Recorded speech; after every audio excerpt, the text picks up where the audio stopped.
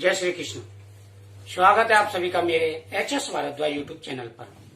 मैं हरिओम शर्मा आज आपको दीपदान से संबंधित जानकारी बता रहा हूँ। यानी आप भगवान के सामने दीपक जलाते हैं तो उसके भी कुछ नियम होते हैं। किस प्रकार से आपको दीपदान करना चाहिए और दीपक के अंदर क्या चीजें आपको डालनी चाहिए।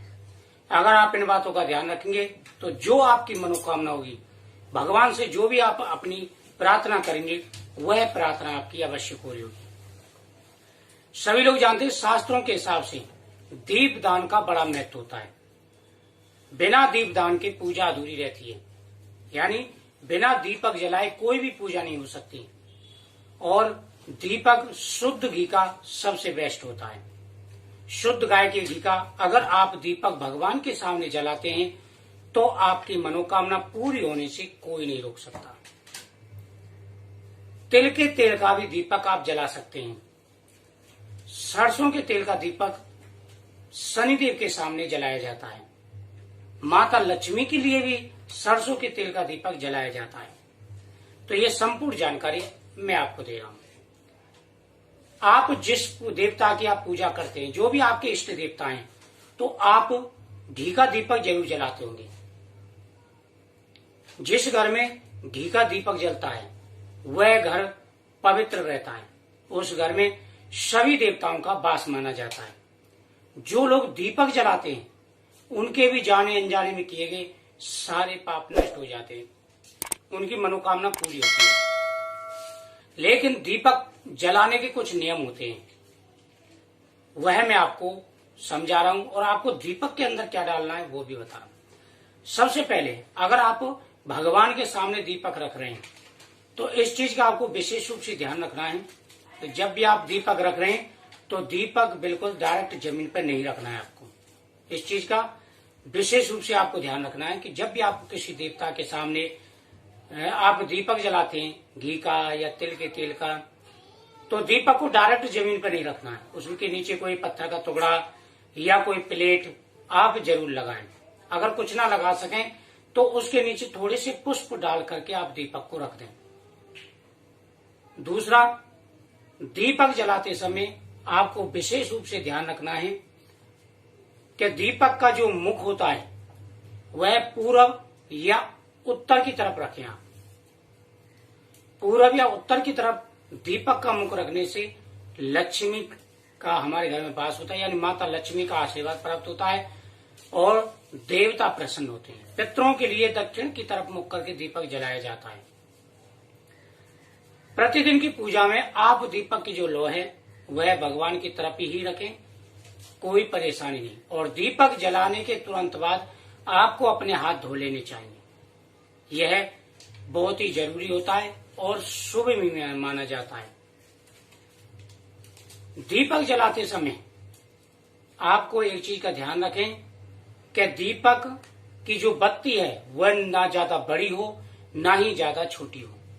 और दीपक कम से कम 15 मिनट जलना चाहिए। ऐसा दीपक जलाएं कि कम से कम वह 15 मिनट तो जले, 15 मिनट से ज्यादा ही जले। बहुत से दीपक जलाते हैं वह संग की संग शांत हो जाता है। और एक चीज का आप विशेष ध्यान रखें कि आप दीपदान कर रहे हैं, किसी मंदिर में जाकर के आप दीपक जला रहे हैं और अगर आपके पास किसी का बुझा हुआ दीपक पड़ा है तो आप उसे संग की संग जला दें।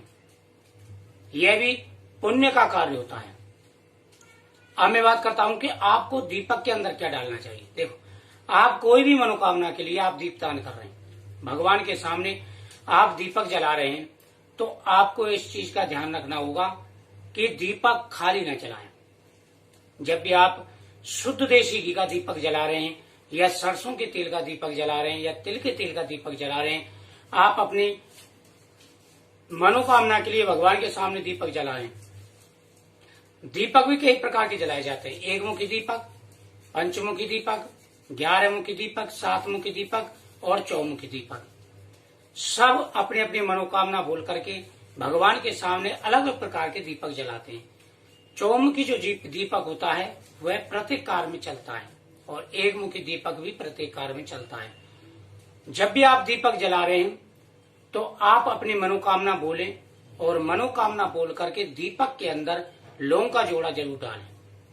यह बहुत ही शुभ माना जाता है। अगर आप अपनी मनोकामना बोल करके और लौंग के अंदर वो दीपक के अंदर लौंग का जोड़ा डाल देते हैं तो आपकी सारी मनोकामनाएं पूरी हो जाती हैं। दीपम ज्योति परम ब्रह्म, दीपम ज्योति जनार्दनम, दीपम हरतु मे पापम। यानी भगवान को दीपक को भगवान का स्वरूप माना जाता है। शुभम करोति कल्याणम, आरोग्यम सुख संप्रदम, शत्रु बुद्धि विनाशम चा दीपम ज्योति नमस्तुते। यानी ये हमारे आरोग्य प्रदान करते हैं, हमारे शत्रुओं से हमारी रक्षा करते हैं, हमारी सभी मनोकामनाएं पूरी होती हैं।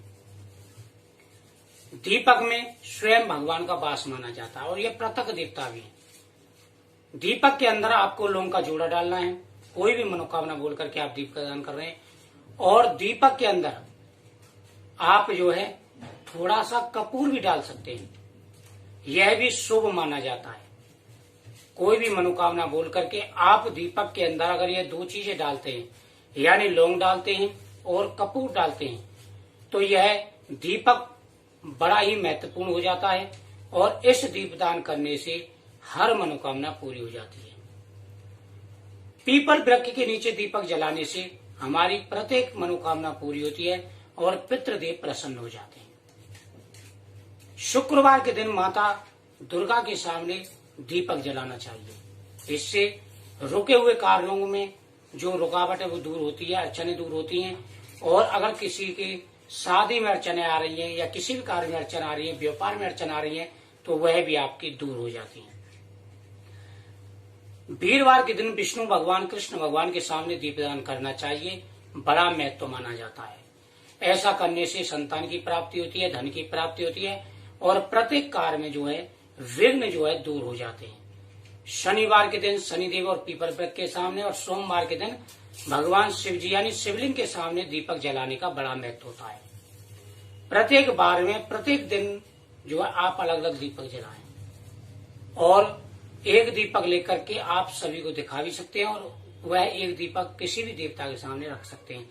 लेकिन अलग अलग बारों पर अलग अलग देवता के सामने दीपक जलाने से अलग ही महत्व होता है। बुधवार के दिन गणेश भगवान के सामने दीपक जलाना चाहिए, यह बहुत ही शुभ माना जाता है और इससे मनोकामना पूरी होती है।